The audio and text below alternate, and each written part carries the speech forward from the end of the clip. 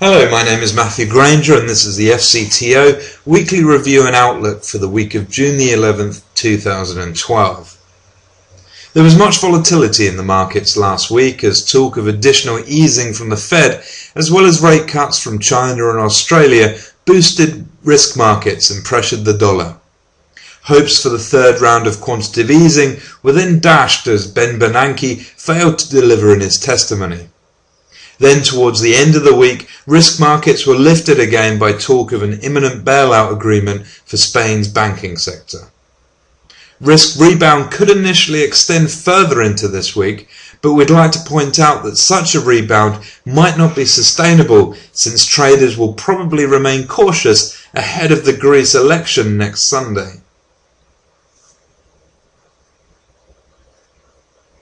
Spain did have a decent bond auction last week, even though yields jumped in the auction.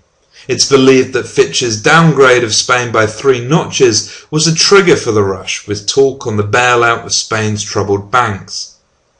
The European Financial Stability Facility is expected to be involved.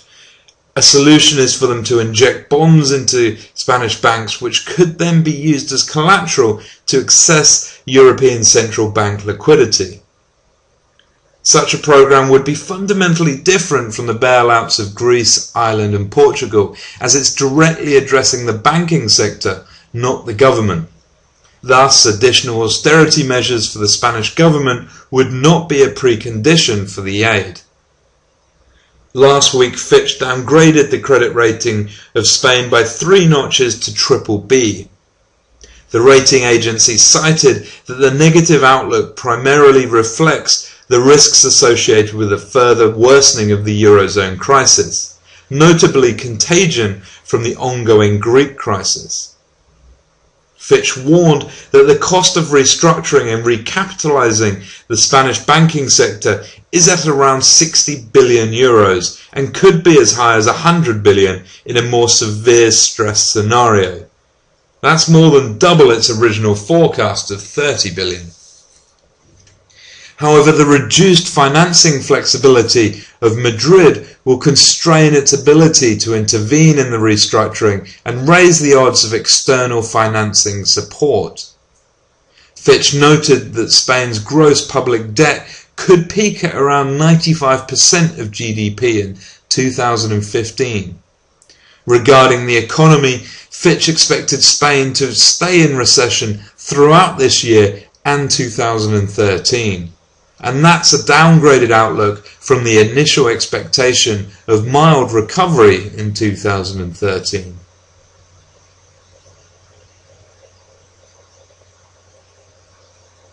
Standard & Poor's said that there is a 1 in 3 chance that Greece will exit the Eurozone after the election on June the 17th.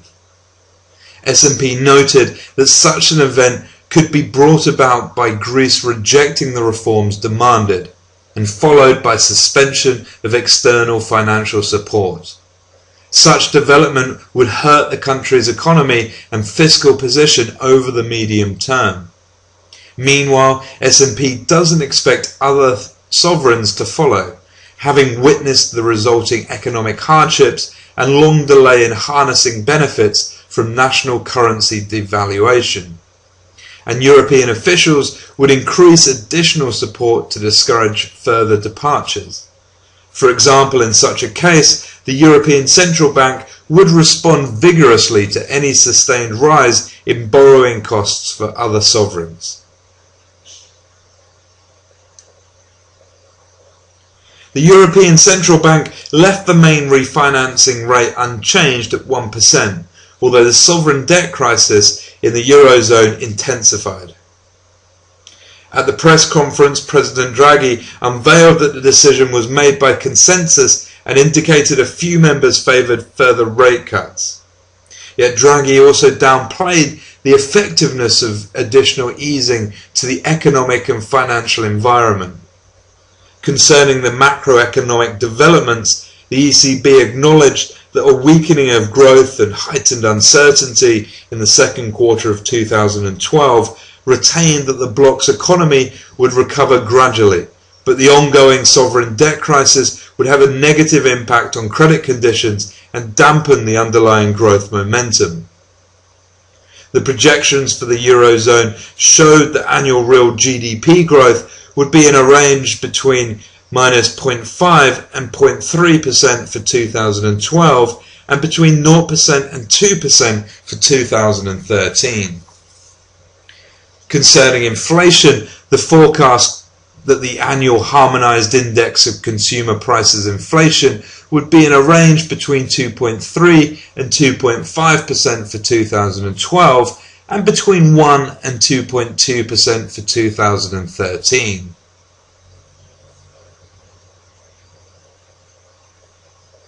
In the US, at the testimony to Congress, Fed Chairman Ben Bernanke stated that the situation in Europe poses significant risks to the US financial system and economy and must be monitored closely. He also indicated that the Federal Reserve remains prepared to take action as needed to protect the US financial system and economy due to the risks posed by the situation in Europe. Regarding further easing by the Fed to boost the US growth, the chairman stressed the committee has a number of options to consider, and if it's decided that further action is required, the committee would also decide what action or communications are appropriate. Yet he did not indicate what options are being considered. That's somewhat in sharp contrast to Vice Chairman Yellen's urge for additional accommodation the day before, as she said it's appropriate to ensure against adverse shocks that could push the economy into territory where a self-reinforcing downward spiral of economic weakness would be difficult to arrest. The latest Fed Beige Book described that the overall economic activity expanded at a moderate, modest or steady pace in 11 of the 12 districts. The pace of expansion in Philadelphia slowed slightly during the same period. The report also stated that lenders in most districts noted an improvement in loan demand and credit conditions. The economic outlook remained positive, but those surveyed were slightly more guarded in their optimism. Yet the language used in the report does not seem that the market conditions would lead to a third round of quantitative easing. The Bank of England kept bank rates unchanged at 0.5% and maintained the size of the asset purchase programme at £325 billion. Only a brief statement was released, and focus will turn to meeting minutes to be published on June the 20th instead. Sterling was lifted by a stronger than expected Purchasing Managers Index, which stayed unchanged at 53.3 in May. The Bank of Canada left the policy rate unchanged at 1%. Policymakers acknowledged a worsening in global economic outlook and increasing risks going forward. Yet it retained the stance that the next move of the central bank would be a rate hike rather than a cut. This should be attributed to the relatively stable domestic recovery. Concerning exchange rates, the Bank of Canada retained the rhetoric that persistent appreciation would be detrimental to growth despite the recent decline.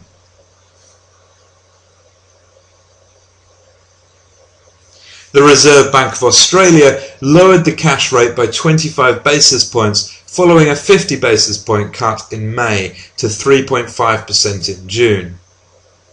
Deterioration in the sovereign debt crisis in the Eurozone and moderation in the Chinese economic growth were reasons triggering the reduction. Moreover, cautiousness of business and household spending, which might continue in the near term, also contributed to the need for further easing. After the rate cut, policymakers believed that borrowing costs have dropped to a little below their medium-term averages. Aussie GDP showed an impressive 1.3% quarter-on-quarter growth in Q1, more than double of expectation of 0.5%, and was triple of Q4's 0.4%.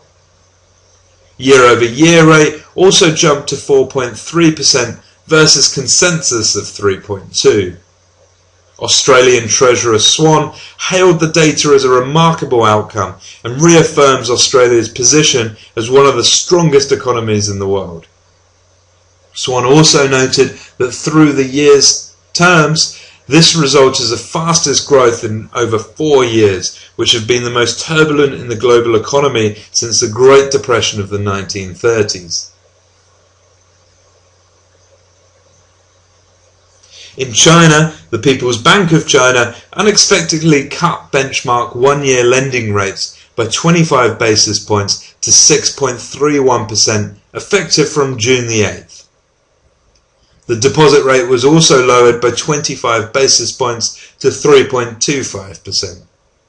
This was the first interest rate cut since 2008 and followed successive reverse requirement ratios cut in November, February and May. The Chinese Banking Regulatory Commission said it will delay the implementation of tighter capital rules until January 2013. The delay will now give a reasonable transition period to meet the requirements while maintaining appropriate credit growth. Meanwhile, the CBRC also said that China will cut the risk weighting levels for loans to small firms and individuals to increase credit supply to those areas and provide more support for the real economy. Separately, China cut state-set gasoline and diesel prices for the second time in a month in another stimulus move. Inflation data from China saw the consumer price index slow more than expected to 3% year-on-year in May, the lowest in 2 years. The producer price index also dropped more than expected by 1.4% year-on-year. Cooler inflation should give leeway for China to add more stimulus. And that's it. For more detailed analysis and daily updates on all the news affecting the Forex market, join us throughout the week at www.forexcurrencytradingonline.co.uk.